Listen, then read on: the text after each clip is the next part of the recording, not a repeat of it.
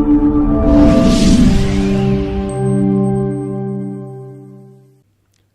Chairman of the Education Committee and Research, Mheshimiwa Julius Mary, my Principal Secretary is present here, the Principal Secretary for PESIC, Dr. Perio Kipsang, Principal Secretary for TVET, Esther Moharia, and the Principal Secretary, Higher Education and Research, Beatrice Nyangara, the Chairman of NEC, the Chairman, the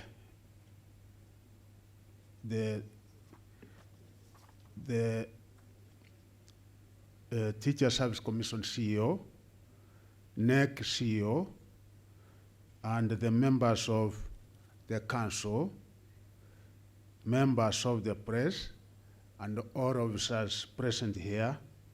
Ladies and gentlemen, I want to thank you for assembling here this morning for this exercise of releasing the 2022 Kenya Certificate of Secondary Education Examination results. We have found it wise to release the results early to allow our 881,416 candidates who concluded the examinations on the eve of Christmas Day on December 23rd, 2022 to join various higher learning institutions to pursue careers as the year 2023 begins. This creditable achievement in the marking process couldn't have been possible here if a number of people did not sacrifice, and of course a number who worked hard, thousands of teachers who became heroes in the process, many of whom applied, many of whom had to forgo the festive season activities to report to the 35 marking centers. I wish to thank them and really to celebrate these teachers and the hundreds of security personnel officers and the Kenya National Examination Council officers who put all their hands on the deck to ensure a speedy conclusion of the marking process. The timely conclusion of the marking process is indeed a confirmation that the Council is always prepared to divide any challenge to ensure the exercise is not interrupted. I have in mind the hiccup that was recorded at one of the centers where a few examination officials threatened to derail the exercise. NEC was, however, able to respond with an unfettered precision that ensured a seamless progression of the exercise. On this note, I wish to urge all professionals who are usually engaged in national exercises like participating in the administration of national examinations to put the interest of the nation first and look at the merits of engaging in certain activities that could otherwise plunge the lives of our youngsters into irredeemable turmoil. But again, at this point, I want to assure our examiners that they did a commendable job in all the centers. Of course, this was a very small hiccup that we did encounter, and going forward, we are very much concerned, Honorable Chairman of the Committee of Education, that their welfare and indeed even their remuneration will be improved as we move forward. Today marks the end of a 2-month holiday for our basic education learners.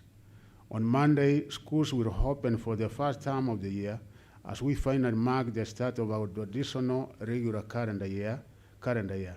On this, I wish to thank all stakeholders, including teachers and parents, who battled all the bottlenecks that were laid on our academic roads by the COVID-19. Thanks to God the Almighty, we have successfully regained our school terms. Undoubtedly, this recovery puts our education sector on a comfortable gradient upon which to deliver on the many reforms lined up under the Kenya Kwanza Education Charter. The new wave of education reforms currently underway are hinged on the recommendations of the Presidential Working Party on Education Reforms that was formed by His Excellency President Samoei Ruto. The foremost offshoot of the first interim report of the Presidential Working Party on Education Reforms was the domiciling of the junior secondary school education in existing primary schools as directed by President William Ruto. Since then, the ministry has moved to provide interim guidelines on the junior secondary school education, including the announcement I made this week that grade 7 runners will report their respective schools on January 30th, 2023. Additionally, I also announced that the government will spend 9.6 billion on capitation grants to runners of junior secondary school for term 1 and term 2 of 2023, with each of them receiving an individual capitation of 15,000 per year. In the next financial year, the government will spend 18 billion for the junior secondary school runners capitation grants. Further to this, I now wish to state that of the 15,000 that will be released for each runner, 4,000 will be spent on the development of infrastructure, with the greatest priority being on reparatories. And here I want to assure Kenyans that indeed we are working very closely with members of parliament and chairman of the Committee on Education. I want to thank you for the initiative you have taken, such that as we give the 4,000 out of the 15,000 for building reparatories, I'm aware that the members of parliament will also be able to set aside money out of CDF so that we are able to embark and ensure that we put up reparatory this year. I'm also happy that going forward, probably by next week, we will be able to make an announcement, because we are negotiating with the World Bank, where they will be able to give us some funds to put up about 7,000 also reparatories countrywide, such that as far as infrastructure is concerned, we will be ready to go. Further to the guidelines I announced last week, I wish to announce that the President this morning accepted the ministry's interim guidelines, including the following. The Board of Management of a primary school that domiciles the junior secondary school will constitute a special subcommittee to spearhead the management of education and the resources of the school. The head of the primary school that domiciles the junior secondary school will serve as a secretary, while the chairperson will be a member of the committee. All private junior secondary schools will establish and operationalize board of management, boards of directors, or boards of trustees in accordance with Section 52A of the Basic Education Act 2013. A public junior secondary school will be headed by the head teacher of the public primary school that domiciles it during the interim period of the transition ending December 30th, 2023. The Ministry of Education has re-engineered the National Education Management Information System, commonly known as NEMIS, in readiness for enhancement of management of education data.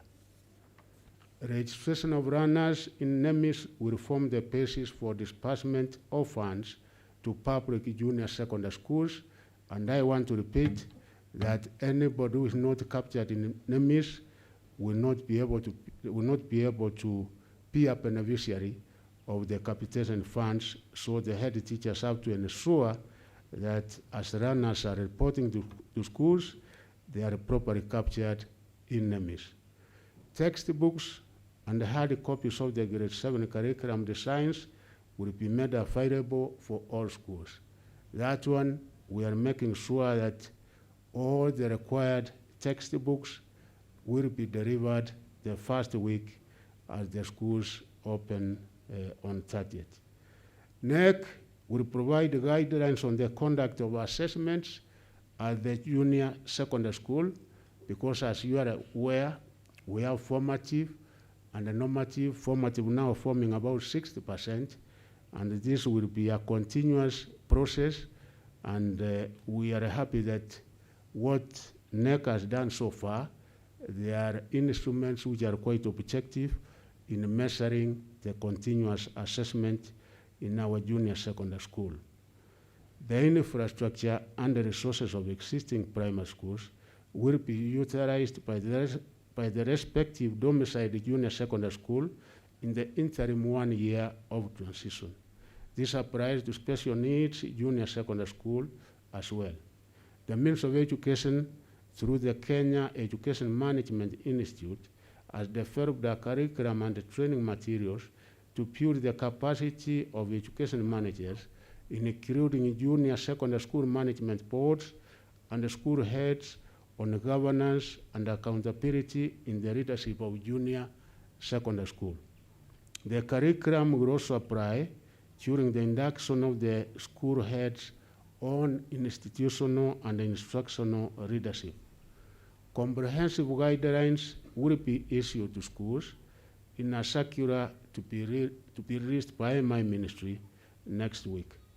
These guidelines have been validated by stakeholders to spell out the general provisions to be adopted by institutions, organizations, and stakeholders in order to fast-track operationalization of junior secondary school across the 1 year transitional period. The guidelines are interim while awaiting the full report of the Presidential Working Party, which is expected towards the end of March. I wish to thank my cabinet colleagues, Professor Kithure Kindiki and Honorable Owaro,